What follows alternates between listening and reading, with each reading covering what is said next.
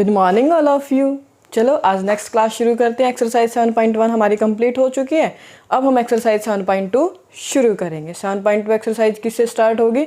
Section फार्मूले से। जैसे फर्स्ट एक्सरसाइज में हमने क्या यूज़ किया था? Distance formula. अब क्या आ जाएगा? Section formula. तो सबसे पहले देख लेते हैं सेक्शन फार्मूला है क्या। तो देखो सेक्शन फार्मूला,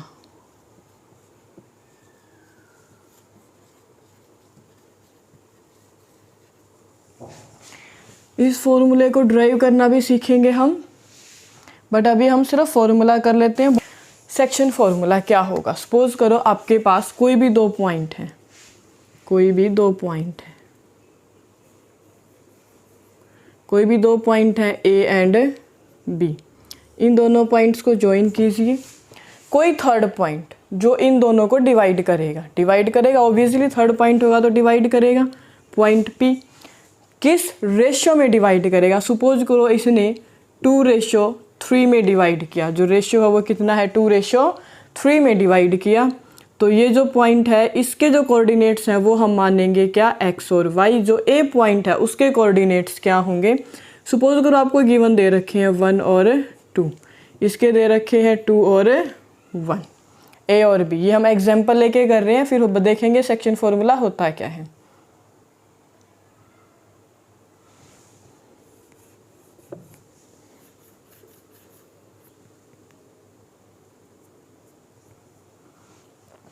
तो किसी न किसी रेशियो में डिवाइड करेगा। इस रेशियो का नाम क्या लेंगे हम? M1:M2। तो ये जो पॉइंट ए है इसके वर्टेक्सिस कोऑर्डिनेट्स क्या होंगे? x1 और y1। इसके क्या हो जाएंगे? x2 और y2। तो जो मेरा सेक्शन फार्मूला है वो एक्चुअल में है क्या? सेक्शन फार्मूला कुछ इस तरह से बनेगा कि हम इस x और y को फाइंड आउट करने के लिए सेक्शन फार्मूला लगाते हैं। ये x क्या होगा? जो पॉइंट डिवाइड करता है ना हमारी लाइन को, जो भी लाइन सेगमेंट को डिवाइड करेगा उस पॉइंट के जो कोऑर्डिनेट्स हैं उसके लिए होता है ये फॉर्मूला। क्या होगा? m1x2 plus m2x1 divided by m1 plus में m2।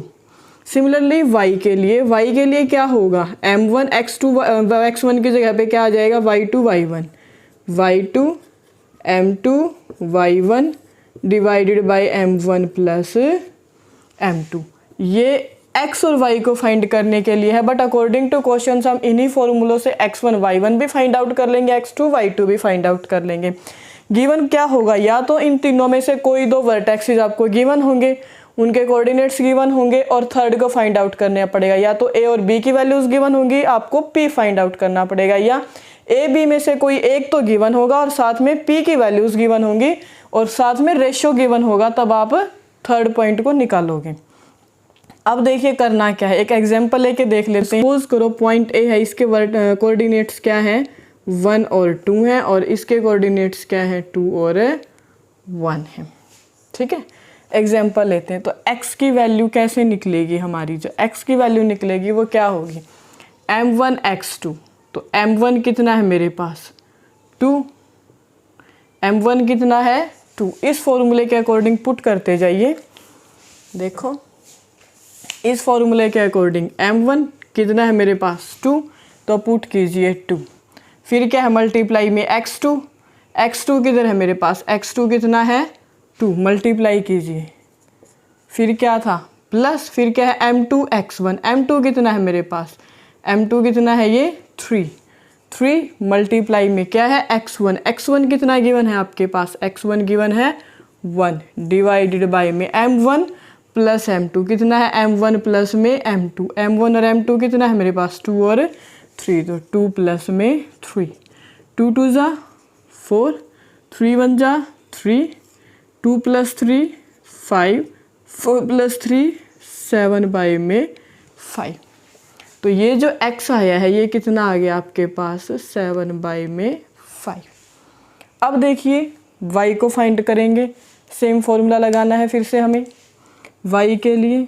ये रहा y, m1 y2। m1 कितना है मेरे पास? फिर से वही वैल्यूज़ यूज़ करेंगे। m1 कितना है? 2 मल्टीप्लाई y2 कितना है? y2 कितना है? 1 प्लस में m2 y1। m2 कितना है? 3 मल्टीप्लाई में y1 कितना है? 2 डिवाइडेड बाय में m1 प्लस m2, m1 और m2 कितने हैं 2 प्लस में 3, 2 1 जा 2 प्लस में 3 2 जा 6 डिवाइडेड बाय में 3 प्लस 2 5, 6 प्लस 2 कितना हो गया 8, 8 बाय में 5। तो ये दूसरी जो y की वैल्यू है वो क्या आ गई 8 बाय में 5। तो ये जो p है इसके कोऑर्डिनेट्स क्या हो जाएंगे 7 बाय 5 और 8 बाय 5। ये सेक्शन फॉर्मूला करेगा। ये तो जस्ट हमने एक एग्जांपल लिया है। अभी क्वेश्चन शुरू कर देखिए क्या है। फर्स्ट क्वेश्चन है find the coordinate of the point which divides the join of -1 7 and 4 -3 in the ratio 2:3। देखो -1 एंड 7, दूसरा पॉइंट दे दिया आपको 4 और -3। ये दो पॉइंट हैं। थर्ड पॉइंट किस रेशो में 2:3 में, ये आ गया 2:3। देखिए अब हमें फाइंड क्या करना है। नाम रख लेते हैं हमारे पॉइंट्स के। इसको मान लीजिए A, इसको मान लीजिए B और ये क्या है P। तो देखो x1 y1 x2 y2 A के कोऑर्डिनेट्स को क्या मानेंगे x1 कितना है -1, y1 कितना है 7, m1 m2, m1 कितना है 2, m2 कितना है 3। देन x2 y2, x2 कितना है 4, y2 कितना है -3। तो देखो अब हमें फाइंड क्या करना है, हमें p के कोऑर्डिनेट्स फाइंड करने हैं। इसने बोला है ना कि उस पॉइंट के कोऑर्डिनेट फाइंड करो जो इनको जॉइन करेगा। तो हम मुझे अब क्या फाइंड करना है x और y। तो देखिए सेक्शन फॉर्मूला क्या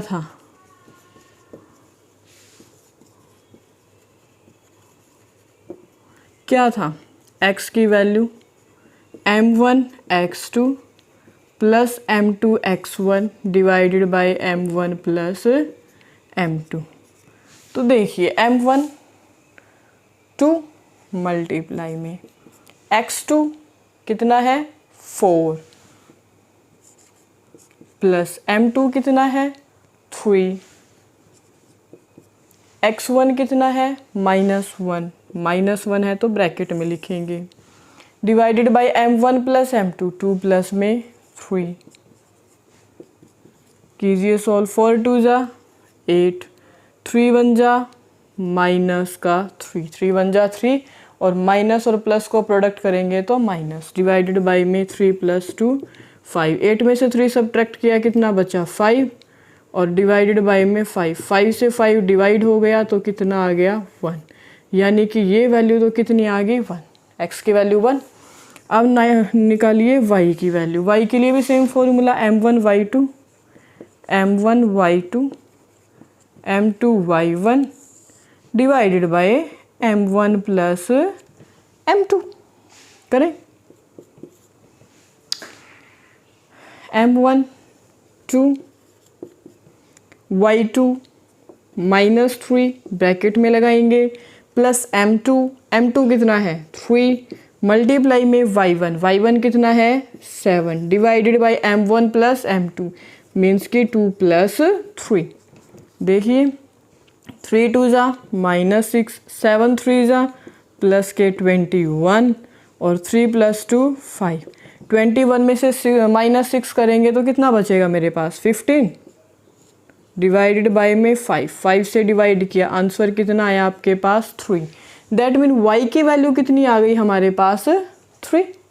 सॉल्व, x और y ही फाइंड करने थे, हमें उस कोऑर्डिनेट को फाइंड करना था जो x और y हैं, जो p पॉइंट हैं, जो a और b को क्या कर रहा है एक रेशो के अंदर डिवाइड कर रहे हैं। तो उसके कोऑर्डिनेट्स क्या होंगे xy के लिए मुझे क्या यूज़ करना है सेक्शन फॉर्मूला। That's it. क्या कहता है question number 2, find the coordinate of the points of trisection of line segment joining 4 -1 and -2 -3। देखिए अब आपके पास दो पॉइंट दे दिए जिनको ज्वाइन करना है, क्या है 4 और -1, सेकंड पॉइंट क्या है -2 एंड -3। आपको करना क्या है ट्राइसेक्शन मतलब 3 इक्वल पार्ट्स में डिवाइड करना है। सबसे पहले तो इसको ज्वाइन कर लीजिए, कर दिया ज्वाइन, 3 इक्वल पार्ट्स यानी कि एक पार्ट ये लगा लीजिए एक पार्ट ये। ये पॉइंट क्या है आपके पास, ए और बी है, इस पॉइंट को पी नाम दे दीजिए और दूसरे पॉइंट को क्या नाम दे दीजिए, क्यू नाम दे दीजिए। ठीक है, तो देखो पी और क्यू दोनों हम अलग कलर से करें ताकि आपको दिक्कत नहीं आए समझने में।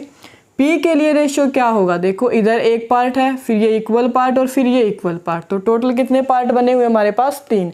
तो सबसे पहले मेरे पास क्या होगा, ज़रूरी निकालना रेशियो। रेशियो मेरे पास गिवन नहीं है तो रेशियो कैसे फाइंड आउट करोगे, एक पार्ट ये है और इधर क्या है 2 पार्ट है इस तरफ, तो इसका रेशियो क्या बन गया 1:2।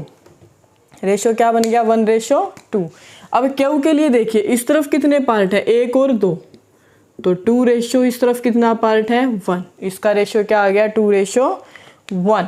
अब देखिए पी के कोऑर्डिनेट्स को हम क्या नाम दे देते हैं, x और y, और जो क्यू है उसके कोऑर्डिनेट्स को, अब एक्स वाई तो आ गया, दोबारा एक्स वाई यूज़ नहीं करेंगे, हम क्या दे देते हैं उसको x डैश और y डैश।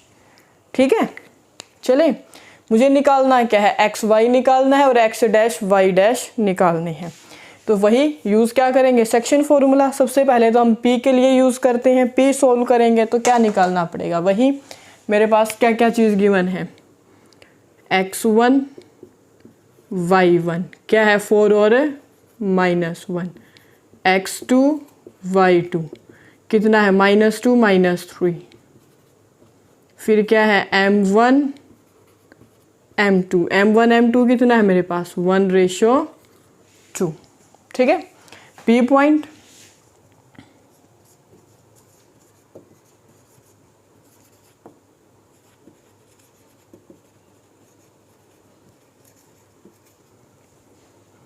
x के लिए फॉर्मूला क्या होगा, m1 x2, m1 कितना है 1 मल्टीप्लाई में x2 कितना है आपके पास -2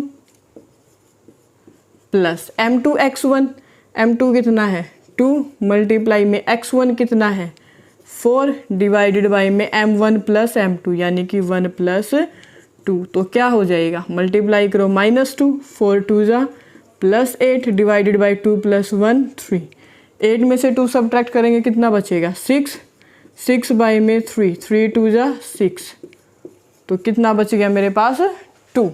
चलिए अब क्या निकालते हैं y के लिए क्या होगा m1 y2, m1 कितना है 1 मल्टीप्लाई में y2 कितना है, y2 कितना है प्लस में m2 कितना है 2 मल्टीप्लाई में y1 कितना है -1 डिवाइडेड बाई में कितना हो जाएगा m1 प्लस m2 यानी कि 1 + 2, मल्टीप्लाई करो कितना बचा -3 -2 डिवाइडेड बाई 2 + 1 3, कितना हो जाएगा देखिए अब -5 बाई में 3, इन दोनों का प्लस करोगे -3 -2 कितना हो गया -5 -5 बाई में 3, तो ये वैल्यूज़ किसकी आ गई आपके पास p की।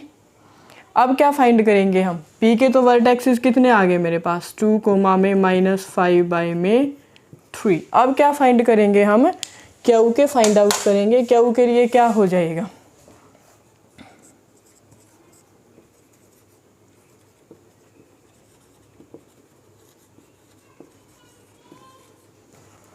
To find coordinate of Q हम क्या करेंगे, देखो मेरे पास अब रेशियो क्या आ जाएगा,